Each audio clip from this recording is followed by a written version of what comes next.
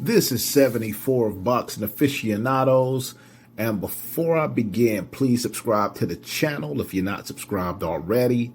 Hit the like button and leave a comment below. All right, guys. So this is my post-fight reaction to Showtime Shawn Porter versus Terence Bud Crawford. Terence Crawford gets the W by stoppage. It was a weird stoppage, man. It was a weird stoppage, and it was an interesting. I say interesting. I'm gonna start off by saying that it was an interesting reason behind the stoppage by Shawn Porter's dad, Kenny Porter. You know, I was taking a look at Andre Berto's Twitter post. His Twitter post, he also shared it on Instagram. And he says, Shawn's dad does too much, man. Porter did a great job, but to say he wasn't prepared and thinks he knows it all, just throwing him under the bus, embarrassing the kid is whack. Porter did a hell of a job tonight. And that's what I was thinking, man. I was just like, of course. Let me say this. As the fight was going on, I had it an even fight. I actually had Porter winning the fight personally. Now, a lot of people are going to disagree with that, but that's fine. That's all on you. But I thought it was a pretty even fight. I'll just say that much. I thought it was an even fight. And Shawn Porter has that brawling, mauling style where he just roughs you up throughout the night. You know, that's a fighting style, man. That's Shawn Porter's fighting style. He just roughs you up throughout the night. And the strengths to it is that you can either break, you can win by outworking your opponent. You can win by breaking the will of your opponent. You know, you putting so much pressure on that guy. That guy's just like, you know what, forget this. I can't take this pressure. You know, you have Shawn's physical strength. You have Shawn's athleticism. You have Shawn's, conditioning. And you have Shawn Porter's, Shawn Porter has respectable power. But, you know, you combine those things. And the way Shawn Porter can beat you is either, you know, A, he just outworks you.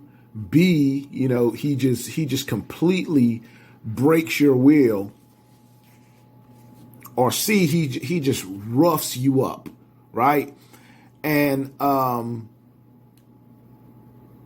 it was a difficult style for Shawn Porter. I mean, for Terence Crawford. But here's the thing. That style, there's some setbacks to that style, right? Shawn Porter goes in there, he swings wild, and you know, and he's just in there, and whatever gets in the way, he hits it.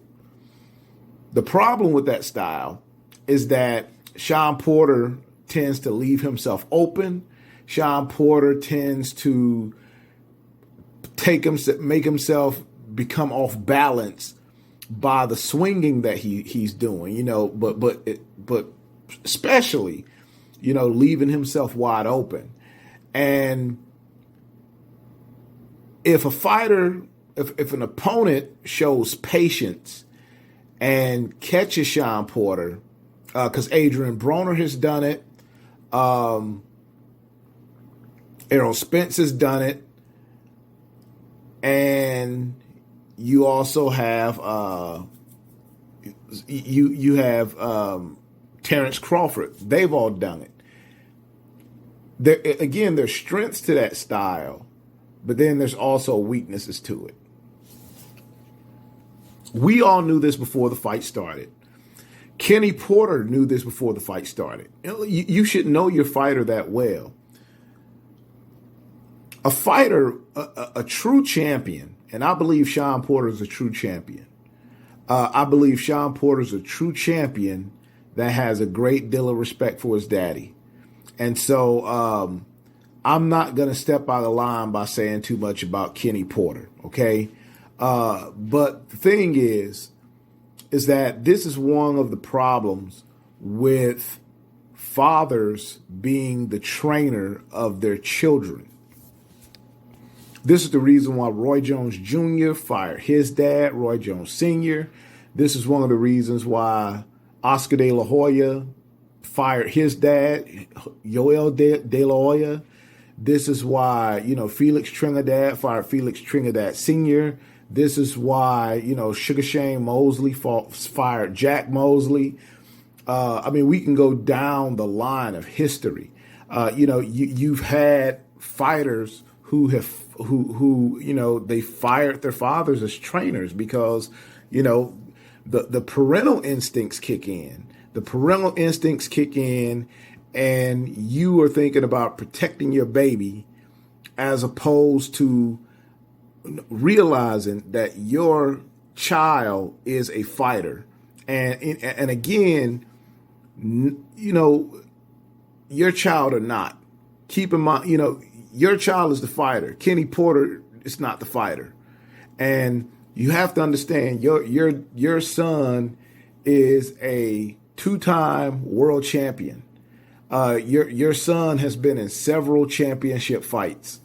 And you should know that your son being a champion, okay? Your son being a champion, because you can say that at that point, after all of those fights in his career, Shawn Porter is a champion. Okay, so when you think about that, a fighter that's a true champion, they want to go out on their shield. They don't want the corner, like for instance, with Mark Breland and Deontay Wilder. He didn't want Mark Breland throwing in the towel. He would rather die. He would rather go out on his shield. And honestly, I mean, you could tell the way Shawn Porter was hitting the canvas. Shawn Porter still had some left. Now maybe he was going to lose from the two knockdowns in the same round. Maybe he was going to lose the fight, and maybe Terence Crawford was going to eventually stop him. But let that happen. Let that play out. You don't go in there and you don't go in there and wave off the fight, man, after two knockdowns. And again, we can really blame this on Shawn Porter's fighting style, because again, that's the risk of fighting that way. It's a very effective fighting style. It's won Shawn Porter most of his fights. Most of his fights, just except about 4 or 5 fights, it's won him all of his fights. But it's a high, and a couple of fights Shawn Porter won. Shawn Porter got knocked down in them fights. So I mean, this is again, this is like, these are the risk of having that particular kind of fighting style. When you have that particular kind of fighting style, again, that fighting style leaves you open. And oftentimes it leaves you open for check hooks. It leaves you open, it leaves you open for straight lefts down the pipe. It leaves you open to get countered. And that's what Terence Crawford, when he knocked down Shawn Porter, these are the punches that Shawn Porter was setting up for a long time. And that's another thing with fighters who fight in that particular style. A smart enough boxer is going to like, there are certain punches they know that particular fighter is susceptible to. And so they are going to be trying to set up for those punches throughout the fights. They're trying to figure out their timing. They're looking for mistakes that this fighter is going to make. And it's like, as the fight progresses, what starts to happen is that Shawn Porter gets slower. So he, even though he got these fast twitch muscle fibers, as the fight progresses, those fast twitch muscle fibers, they start to slow down. And Shawn Porter becomes more open than he was previously. Now, let me say this about Terence Crawford. Terence Crawford is a really good fighter, okay? Terence Crawford is an excellent fighter. Terence Crawford, talent-wise, Terence Crawford is one of the best fighters in the sport right now, okay? Here's the problem. Here's the problem with Terence Crawford. Terence Crawford has wasted his career away. He's wasted his career away being with Bob Arum. These fights, the fight against Shawn Porter, this fight should have happened years ago. This fight should have happened a long time ago. And, of course, Shawn Porter at this point was one of the top welterweights in the world. So, you kind of have to give Terence Crawford credit where credit is due in this fight, that, he beat Shawn Porter, and Shawn Porter was one of the top welterweights in the sport. Here's where the problem comes from. Here's where the problem lies. The problem lies is that, again, Terence Crawford, these fights should have happened a long time ago. And the problem is that this is just the first fight, the first and only person in that group of fighters that we wanted Terence Crawford to fight. And again, this took like, how long has Terence Crawford been champion at 147? He's been champion at 147 since about 2018, 2017. So, I mean, we've been waiting 4 years, 3.5, 4 years for Terence Crawford to fight just one of these guys. And so I was talking to 78 Sports TV today, right? And this is one of the things that we were talking about, is that as boxing fans, we have allowed these promoters and these networks and these fighters to tell us that the reason why these guys cannot fight the people we want them to fight is because they're not part of the same network, they're not part of the same promotion, blah, blah, blah, blah, blah. And to me, that's just a load of crap.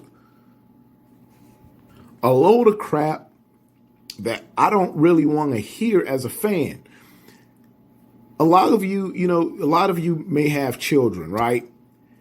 When you talk, your children ask you for something, and you tell your children, you try to explain to your children certain things. You try to explain to your children the type of bills you got to pay, whatever.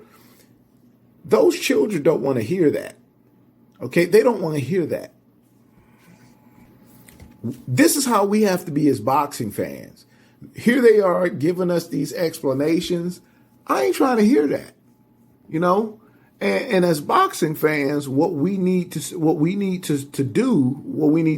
doing, what we should have been doing a long time ago, is that if these fighters are not giving us the fights that we want to see, now this particular time Terence Crawford did it. I really haven't watched a Terence Crawford fight in a while. It's been years since I've watched a Terence Crawford fight. This was one of the first Terence Crawford fights I've watched, because I decided I was going to sit out on Terence Crawford fights until Terence Crawford fights somebody, and so the numbers are going to show that this was a fight that the fans wanted to see. This fight's going to have much better numbers than any fight Terence Crawford has had in the past few years. And the reason why that's the case is because, of course, prior to that, Terence Crawford was not fighting the people who we wanted him to fight. Terence Crawford was fighting these feeder fish provided to him by Top Rank.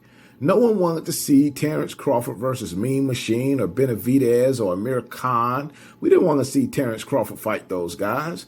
We want to see Terence Crawford fight against these PBC fighters. And the thing is, like, I'm one of those people, I don't follow my emotions. I follow patterns. And from the patterns, we've seen that it's been Bob Arum and Top Rank who have been avoiding fighters and avoiding fights throughout the years because Bob Arum likes to have these in-house fights. And Al Heyman and Premier Boxing Champions, they've always been open to fight Terence Crawford. It's been Terence Crawford's promoters that didn't want Terence Crawford to cross over. So, after all of these years, because now these 34, man, for a boxer is old. That's why a lot of people are like, Shawn Porter should retire. Like, it wasn't a good, that these guys didn't meet each other at the right time of their careers. When people after this, I looked at quite a few people. I looked at quite a few channels.